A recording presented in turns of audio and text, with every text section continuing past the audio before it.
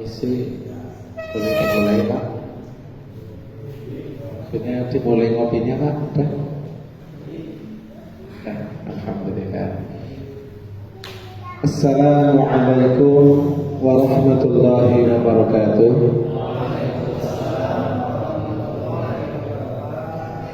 Bismillahirrahmanirrahim. Alhamdulillahi rabbil alamin. وبه نستعين على أمور الدنيا والدين والصلاة والسلام على أشرف الأنبياء والمرسلين حبيبنا ومولانا محمد صلى الله عليه وسلم وعلى آله وصحبه أجمعين ولا حول ولا قوة إلا بالله العلي العظيم أشهد أن لا إله إلا الله الملك الحق المبين وأشهد أن محمدا عبده ورسوله الصادق الوعد الأمين. Bapak-bapak ahli zikir, asmaul husna, sholawat dan ahli ilmu rahimakumullah. Wabil khusus para haji, para ustaz, para pecinta kopi rahimakumullah ajma'in. Alhamdulillah wa syukurillah, kita panjatkan puji dan syukur kehadirat Allah Subhanahu wa taala dari hati yang paling dalam, mengakui bahwa segalanya adalah nikmat Allah Subhanahu wa taala, murni dari Rahman dan Rahimnya Allah Subhanahu wa taala. Kita tinggal merasakan enaknya. Kemudian kita berniat syukur, mensyukuri semua nikmat itu dengan senantiasa berusaha, berupaya untuk mentasarrufkannya ke jalan yang diridhoi Allah Subhanahu wa taala. Termasuk kita diberi kesehatan, hidayah, kesempatan, taufik, kekuatan bisa kesini, bisa bareng-bareng berkumpul. Ini adalah merupakan anugerah rahmat dari Allah Subhanahu wa taala. Ini adalah karena rahmat Allah. Kita kumpul di sini karena Allah menurunkan rahmat. Kalau bukan karena rahmat Allah, maka kita tidak akan bisa ngaji bareng di sini, Pak. Uniknya ini rahmat ala rahmat. Rahmah tajlibur rahmah. Rahmah Allah berupa bisa ngaji bareng ini menarik rahmat berikutnya, yaitu barokah umurnya, barokah ilmunya, rezekinya, dengan keberkahan hadir di majelis zikir, majelis ilmu. Salawat dan salam marilah selalu kita haturkan, semoga tercurah atas panutan kita Nabi Agung Muhammad sallallahu alaihi wasallam beserta keluarga, para sahabat, pengikut yang istiqomah ila yaumil qiyamah. Mudah-mudahan Allah jadikan kita ahli Quran, ahli asmaul husna, ahli ilmu, ahli zikir. Amin ya rabbal alamin. Asmaul husna yang kemarin itu berapa? 17. Ya, kemarin Al-Wahhab. Al-Wahhab seperti yang telah disampaikan kemarin adalah zat yang memberi kepada orang yang membutuhkan dengan pemberian tanpa mengharap balasan, tanpa minta disanjung, ya. Jadi ibadah yang kita laksanakan ini bukan untuk membandingi nikmat Allah. Karena apa? Karena ibadah pun yang kita laksanakan atas berkat diberi rahmah oleh Allah. Jadi ketika kita beribadah, tuluslah ini adalah karena Allah. Ikhlaslah bukan karena manusia, bukan karena apapun, karena ini adalah rahmah Allah. Anda dikehendaki baik, bisa beribadah kepada Allah Subhanahu wa taala. Nah, karena itulah maka Allah Subhanahu wa taala benar-benar murni, tidak membutuhkan balasan kita. Maka semua ibadah yang diperintahkan oleh Allah kepada kita, perintah-perintah puasa, zakat, ngaji, menghormat orang tua, ziarah kubur dan semuanya, maka semua manfaatnya akan kembali kepada kita. Enggak sedikit pun untuk yang nanti bisa bikin Allah tambah keren, tambah mulia, itu enggak. Ya. Jadi enggak ada hubungannya dengan manfaat itu, karena Allah memang tidak butuh. Sedangkan larangan-larangan yang Allah sampaikan kepada kita, maka itu karena Allah kepingin menghindarkan kita dari madarat, dari kerusakan. Ya. Jadi seandainya seluruh dunia bersatu untuk tidak beribadah, bersatu untuk maksiat, maka tidak mengurangi kemuliaan Allah Subhanahu wa ta'ala. Gak rugi Allah, tapi madaratnya akan kembali ke kita. Karena setiap ibadah yang kita laksanakan harus kita syukuri, sebab itu merupakan pertanda bahwa orang tersebut yang beribadah ini alamahnya sa'adah, nanti akhirnya akan bahagia. Bagaimana orang yang bermaksiat, ya, nggak mau taubat, ini alamah, tandanya dia akhirnya akan syaqawah, akan celaka terhina. Jadi ayo kita perbarui niat, jangan sampai kita nggak taubat dari maksiat. Hadirin rahimakumullah, kemarin tidak saya sampaikan tentang hal-hal yang menyebabkan rahmah Allah turun. Jadi setelah kita belajar tentang Rabbana hab lana min azwajina wa dzurriyyatina qurrata a'yuni waj'alna lil muttaqina imama. Rabbana la tuzigh qulubana ba'da idh hadaitana wa hab lana min ladunka rahmah innaka antal wahhab. Masih ingat Pak? Rahmah itu mencakup berapa macam? Ada 6. Iman, kemudian tauhid, ma'rifat billah di dalam hati. Maka hasil ini semua itu murni rahmat Allah. Bukan karena kita rajin ngaji, bukan, tapi murni karena Allah Subhanahu wa ta'ala. Justru dengan kita diberi iman, aqidah dan ma'rifat, kita sekarang pengen ngaji, pengen baca Quran, pengen sholat, tertutup dari rahmat Allah. Yang kedua apa? Nur ibadah. Ada hasil berupa cahaya, pengen ibadah, ya. Ada kegemaran pengen baca Al-Quran, pengen menghafalkan Al-Quran, menghafalkan Asmaul Husna. Kalau dibaca hafal, depannya doang, ditutup, lupa buka lagi, karena pengen ngapalin Pak. Ada rasa pengen ngapalin kan Pak? Alhamdulillah, pengen menghafalkan pelajaran. Dan seterusnya sampai pada yang ke-6 ini ada target yang pengen kita capai. Apa? Kemudahan ketika yaumul hisab. Ya, ketika dihisab kita bisa dengan mudah. Syukur gak usah dihisab, langsung masuk surga. Udah di surga Allah, nanti biliqa'illah, berjumpa dengan Allah Subhanahu wa ta'ala. Amin ya rabbal alamin. Itu rahmah yang sangat besar. Nah, akan tetapi ada hal-hal yang akan mengundang rahmat Allah. Kalau kita mau mengerjakan hal tersebut, maka akan menjadi sebabiyah turunnya rahmat Allah Subhanahu wa ta'ala. Kita sudah jelaskan tentang apa itu rahmah, ya, yang disampaikan kemarin sampai 6 poin. Maka bagaimana cara supaya kita dapat?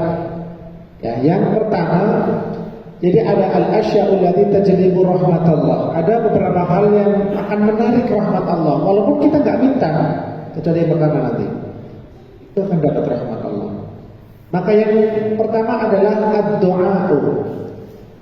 Untuk mendapatkan rahmat Allah, salah satu caranya dengan berdoa, mohon pada Allah. Dan mohonnya pun udah diajari, ya, diajari oleh Allah. Rabbighfirli warhamni wa'fu 'anna waghfir lana warhamna. Warhamna artinya apa? Ya Allah, berilah kami rahmat. rahmah, kan gitu ya. Nah, itu diantara doa, termasuk Rabbana hab lana dengan asmaul husna innaka antal wahhab, doa. Maka kita jangan bosan-bosan, karena rahmah Allah ini yang disebutkan keimanan dan sebagainya ini adalah rahmat yang sejati yang sesungguhnya. Maka kita jangan bosan memintanya. Walaupun kita sudah punya iman, tetapi kita minta agar iman kita lebih baik. Maka karena itulah Al-Fatihah ngajari kita udah jadi orang Islam, kok disuruh doa iyyaka na'budu wa iyyaka nasta'in ihdinas siratal mustaqim. Ihdinas siratal mustaqim, ya Allah berilah kami hidayah menuju jalan yang lurus. Ya, kita kan udah lurus ya. Maka para mufassir menyampaikan maksudnya adinna ala dinil Islam, langgengkan kami ya Allah di dalam agama Islam, hatta nalqaka, sehingga kami berjumpa dengan Engkau. Maksudnya supaya istiqamah sampai meninggal husnul khatimah. Begitu maksudnya ya. Karena kita kalau mau perjalanan ke Jawa saja ini mungkin kita nggak langsung ke sana. Lewat mana nih? Ada lewat Cikampek, lewat Jonggol. Kan kita butuh ilmu ke Jonggol lewat mana nih? Butuh hidayah ke Jonggol. Dari Jonggol apa langsung ke Purwokerto? Enggak. Cari jalan lain. Ini ada yang lebih mudah dan sebagainya. Begitulah hidayah. Jadi setiap hari ada ngaji, maka akan bertambah hidayah. Allahumma amin. Nah, kemudian yang kedua, huduru majlis dzikri wal ilmi. Ini yang unik, walaupun bapak-bapak nggak minta rahmat, tapi karena bapak-bapak hadir di majelis ilmu, di majelis zikir, maka rahmat Allah turun. Rahmat tadi, iman bertambah, keyakinan bertambah, ya, diberi hadiah, nanti berjumpa dengan Allah dengan keridhaan Allah, akan dimudahkan ketika ditanya oleh munkar nakir, mudah menjawab. Malah barangkali nggak ditanya, karena udah biasa zikir, baca asmaul husna. Nah, ini untuk mendapatkan rahmat Allah. Yang kedua, menghadiri majelis ilmu, walaupun di sini begitu datang langsung, cerdas banget jawabannya ya. Ini saya. Yang niatnya ngaji dari rumah datang untuk tidur. Oh ya, harusnya di luar ya. Maaf ya. Enggak, Ustaz lagi merenung, lagi menjiwai Pak Ustaz. Alhamdulillah. Hadir majelis zikir, majelis ilmu, majelis ilmu yang membahas hukum, ini halal, ini haram ya. Tadi di masjid ya kita semua, insyaallah dapat rahmat semua. Allahumma amin ya. Baginda Nabi sallallahu alaihi wasallam bersabda, la yaq'udu qaumun yadhkuruna Allah azza wa jalla illa haffathumul malaikatu wa ughshiyatuhumur rahmatu wa unzilat alaihimus sakinah wa dzakarahumullahu fi man 'inda, rawahu Muslim. Jadi kalau ada satu kaum berkumpul di situ ingat kepada Allah Subhanahu wa taala, bareng-bareng membahas Quran, membahas hadis, tentu yang ikhlas husnuzon. Jadi bukan suudzon. Kalau suudzon enggak dapat, Pak. Jadi syaratnya kalau dapat rahmah harus husnuzon, karena rahmah Allah akan diberikan kepada orang-orang yang baik. Inna rahmatallahi qaribum minal muhsinin. Itu Al-Quran. Sesungguhnya rahmat Allah dekat dengan orang-orang yang muhsinin, orang yang baik-baik. Makanya harus husnudzon, ya. Husnudzon, ikhlas karena Allah. Maka insya Allah mendapatkan rahmat di majelis ilmu, majelis zikir. Yang kedua, ada hal yang menarik rahmat Allah, ziaratus sholihin, ziarah kepada orang-orang soleh. Paham Pak ya? Itulah kenapa kita mengadakan ziarah kubur. Bahkan kita mungkin yaitu masuk ke bis langsung tidur. Ada jamaah yang bilang begitu tadi. Antum tahu-tahu udah di depan makan. Pas dikir tidur juga. Udah niatnya ziarah, udah insya Allah dapat rahmat. Ziarah sholihin. Jadi niatnya dipaksa, niatnya ikhlas karena Allah. Ziaratul sholihin mungkin bisa langsung ke sana, langsung. Baik yang masih hidup ataupun yang sudah meninggal dunia. Maka kita punya rencana insyaallah kita akan ke makom aulia ilah yang sudah wafat, akhirnya punya makom. Kemudian nanti kita insyaallah sowan ziarah ke orang-orang saleh yang masih hidup. Ya, ada yang mungkin di Banten, ada yang di Pekalongan, ada yang di Jawa Timur, mungkin para habaib. Insyaallah kita akan silaturahim insyaallah. Allahumma amin. Dengarkan doa ya. Bisa juga ziarahnya mungkin tidak langsung ketemu, mungkin karena sesuatu hal nggak sempat kerja, cutinya udah habis, nggak ada kebagian lagi. Yang lain udah ziarah dia sendiri enggak, udah dipanggil aja namanya dah. Ya tadi disebutkan tawasul budaya, Subhanallah, Syafi'i, Maliki, Hambali, Hanafi, seterusnya itu juga bagian dari ziarah. Ya walaupun hakikatnya beliau yang datang ya. Nah, kalau percaya ada rohani yang datang maka disebutkan dengan nama-nama mereka, maka Allah Subhanahu wa taala akan menurunkan rahmat. Walaupun kita enggak minta rahmat. Ya. Jadi kita sebutkan nama orang-orang saleh, maka Allah buka pintu langit, rahmat berkah akan turun. Karena kenapa? Karena mereka diberkahi zatnya, mereka diberkahi namanya, mereka diberkahi ilmunya, mereka diberkahi amalnya, sirnya, karomahnya itu. Makanya dia bilang mudah-mudahan kita kedapatan berkah ilmunya. Ini bagian dari kita harapkan. Yang keempat, al-i'tikaf fil masjid, yaitu beriktikaf di masjid. Ketika bapak-bapak mungkin lagi bengong, nggak ada acara, lagi ngebujang di rumah, ya istikaf, kamu jangan nyari panggok pos. Nyari masjid kali-kali ya, coba ya sekali-kali jangan ke pos sama catur, jangan itu semua, ya. Bukan nggak boleh, kali-kali coba. Iktikaf di masjid sayangnya, iktikaf. Insya Allah dapat rahmat Allah. Walaupun pas ngantuk kan paling tenang di masjid ya kalau nggak ada anak-anak ya. Udah wudu, datang tidur sekalipun. Diniatin iktikaf, nggak sholat, nggak baca Quran sama sekali, tetap dapat. Apalagi tadi disebutkan ketika seseorang wudu dengan baik, niat iktikaf jalan ke masjid, ya, maka dia akan mendapatkan keberkahan, maka disambut dengan rahmat Allah Subhanahu wa taala. Yang kelima di antara hal-hal yang menyebabkan seseorang mendapatkan rahmat Allah atau menarik rahmat Allah adalah qiraatul Quran, membaca Al-Quran. Qul huwallahu ahad, Pak Ustaz. Al-Fatihah juga iya. Al-Fatihah, Qul huwallahu baca yang banyak. Karena enggak bisa surat yang lain, paling inna sama lafi. Dan apa baca aja dapat rahmah ya. Biasanya ditutup Allahumma rahmna bil Quran. Udah doa minta rahmat. Yang tadi ya ada baca Quran sendiri menurunkan rahmat. Bisa juga dengan qiraatus sholawati wal adhkar, dengan membaca sholawat. Kalau kita baca sholawat maka Allah akan memberikan rahmat kepada kita 10 kali lipat. Sekali Allahumma sholli wa sallim wa barik ala sayyidina wa habibina Muhammad, maka Allah membalas 10 kali itu semua. Minimal. Itu bacanya belum yang khusyuk, belum yang tahu artinya. Kalau tahu artinya itu lebih tinggi lagi. Nah, inilah beberapa amalan-amalan yang akan menjadikan kita diturunkan rahmat kepada kita semua. Allahumma amin ya rabbal alamin. Silakan diminum dulu kopinya, mumpung masih hangat.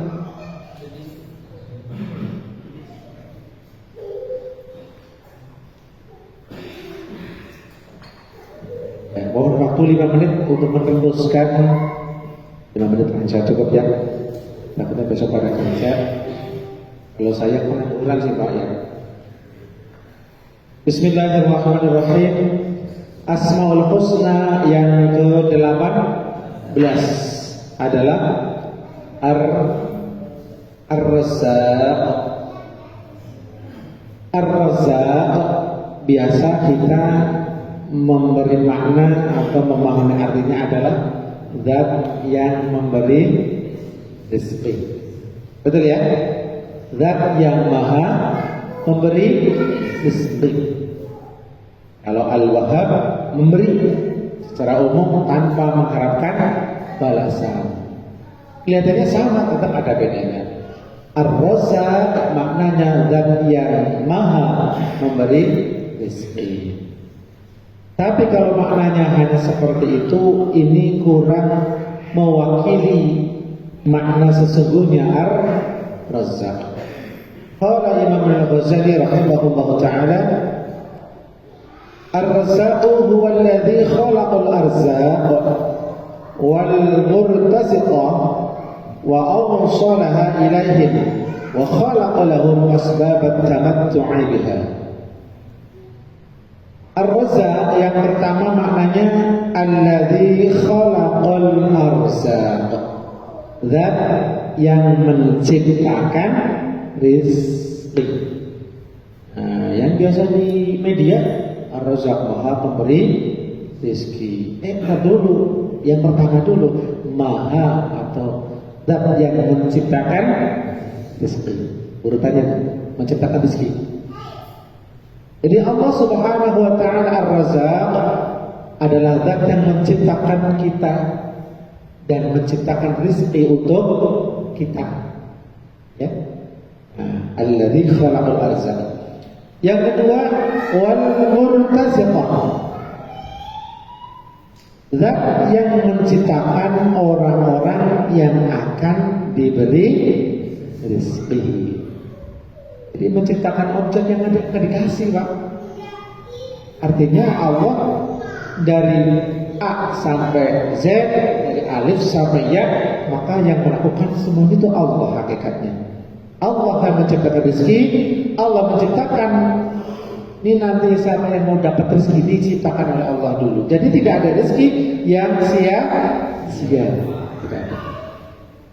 Yang ketiga maknanya wa awsalaha ilaihim, zat yang menyampaikan, menghantarkan rizki tadi kepada mereka semua. Ya, jadi Allah menciptakan rezeki, menciptakan orang-orang yang akan dapat rezeki, baik hewan atau siapapun, dan menyampaikan. Udah dibikin gak disampaikan? Kan gak mungkin. Sampaikan. Disampaikan oleh Allah Subhanahu wa ta'ala. Yang keempat, wa khalaqa lahum asbabat tamattu'i biha. Sudah disampaikan, selanjutnya menciptakan sebab-sebab orang bisa menikmati rezeki. Dapat nih Allah ciptakan rezeki sampai. Diciptakan orang yang mau makan, panjenengan sakit, nggak bisa makan, sariawan banyak, adanya nangis, Pak. Jadi Allah siapkan rizkinya, siapkan orang yang mau menikmatinya, ya Allah sampaikan, Allah jadikan sebab-sebab kemudahan sampai dari menikmati rezeki. Ini makna Ar-Razzaq. Kalau Bapak hanya memaknai pemberi rezeki, tidak apa-apa. Tapi yang sempurna Allah Ar-Razzaq, zat yang menciptakan rezeki, yang menciptakan orang yang akan mendapatkan rezeki, yang menyampaikan rezeki kepada mereka, dan yang menciptakan sebab-sebab kemudahan. Hadirin rahimakumullah, inilah makna Ar-Razzaq. Dan kita setelah paham, setelah mengerti, maka diteruskan dengan yakin.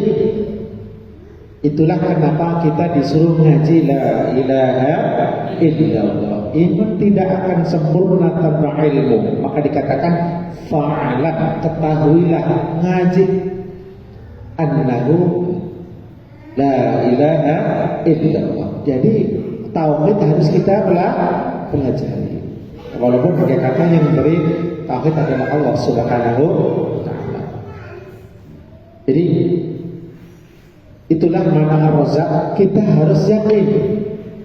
Mulai sekarang kita yakin Ar-Razzaq maknanya Allah yang menciptakan rezeki. Kalau rezekinya untuk kita, ya pasti kita dapat, Pak.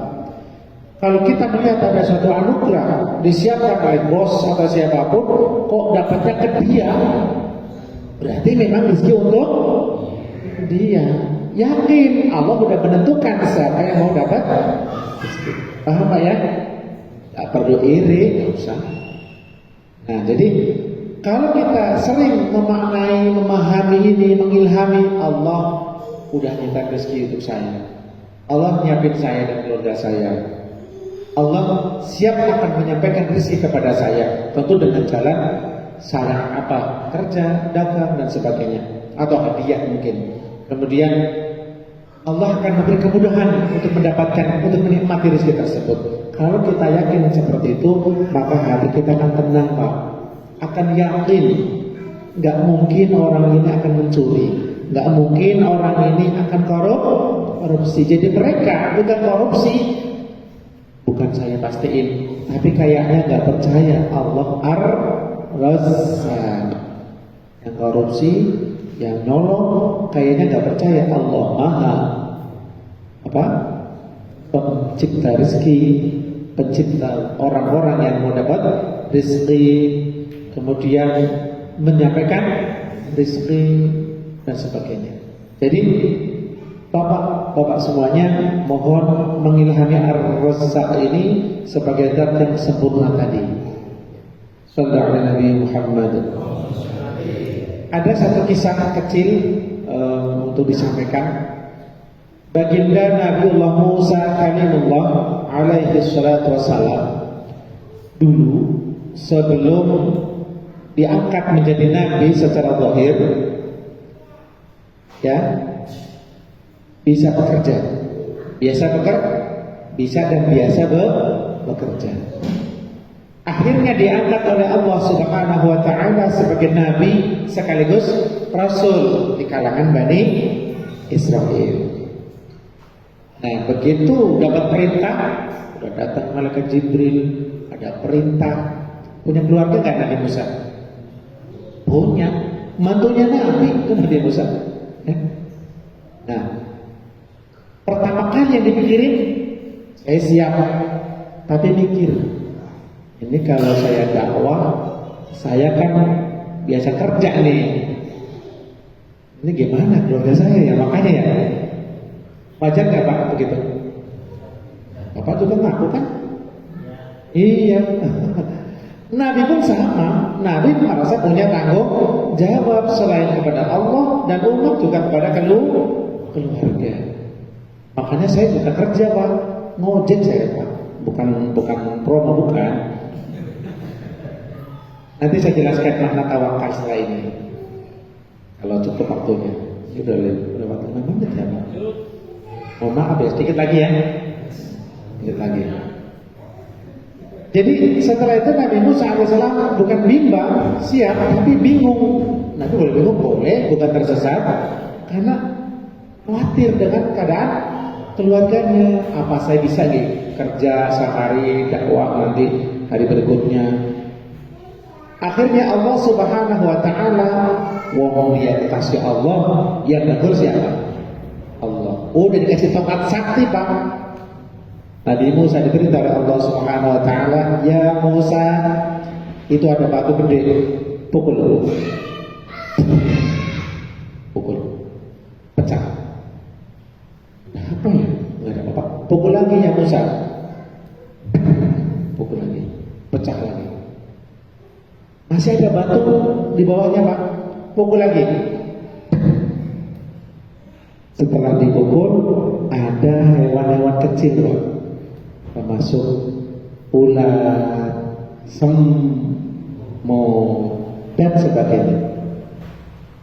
Dilihat di batu tersebut, dan ini di dalam batu, bukan di dalam tanah. Batu pertama dipecah, masih ada batu, pecah lagi, pakai tongkat, ya. Apa yang ketiga, keluarlah dut atau belatung, hewan kecil, dan semua di mulutnya itu ada makanannya, lagi makan Pak. Oke, kira-kira otak kita nyampe nggak ya Pak ya? Kalau pakai iman nyampe, udah dijelasin barusan. Allah menciptakan rezeki. Apalah di mulut setiap hewan itu lagi ini siap telan, cuma nunggu kejadian Nabi Musa biar melihat langsung. Akhirnya Nabiullah Musa alaihissalam diberi mukjizat seperti mukjizatnya Nabi Sulaiman alaihissalam, bisa mendengar suara hewan-hewan itu, termasuk semut, ulu, bisa tahu, bisa dengar. Dalam bahasa Arab diterjemahkan di antara kalimatnya Subhana man yarani wa yasma'u kalami, dan seterusnya. Maha suci Allah yang melihat aku, yang mendengar ucapanku, yang memperhatikan aku, yang mengingat aku, dan tidak pernah melupakan aku. Kata siapa? Semut. Zikir Pak, semut Pak. Nah kita Pak, makanya banyak banget zikirnya, bikin banyak. Harus yang banyak, tambah bersyukur. Kira-kira gimana Nabi Musa alaihissalam? Mulai siap. Ya Allah, oh ini semut aja nih, gak ada yang nganter, gak ada COD Pak, dapat semua Pak. Apalagi istri saya, anak saya di tengah kampung, mesti dapat Pak. Nah ini tantangan para dai, tantangan orang yang suka memberi mau'izah hasanah. Jangan takut, udah karena Allah saja udah. Nah, tapi syaratnya harus punya pekerjaan. Kira-kira pekerjaan ini tidak mengganggu aktivitas dakwah. Insya Allah dijamin oleh Allah Subhanahu wa Ta'ala. Paham Pak? Itu Allah memperlihatkan ini. Nah, yang terakhir, ketika orang sudah mengimani Ar-Razzaq, ya ketika orang sudah mengimani Allah Maha Pembuat rezeki, pencipta orang-orang yang akan mendapatkan rezeki, Allah menyampaikan rezeki kepada mereka, dan Allah memudahkan sebab-sebab orang untuk menikmatinya, maka kita harus menerapkan Ar-Razzaq ini dalam diri kita. Kalau udah yakin, pasti akan berusaha melakukan apa yang diyakini. Betul Pak? Ya. Kopi enak gak Pak? Enak. Dibuat apa diminum Pak? Karena enak. Coba kalau gak enak, ya beda lagi. Api panas? Panas. Dinyalain, kita mau pegang gak api itu? Gak mau. Kenapa? Karena kita yakin itu panas. Karena itulah kalau kita yakin Allah Ar-Razzaq, kita harus punya akhlak untuk penerapan Asmaul Husna Ar-Razzaq. Tapi nanti setelah pesan-pesan berikut ini, monggo silakan dilanjut. Ada yang mau dikeluarkan? Nggak apa-apa. Sallallahu alaihi Nabi Muhammad.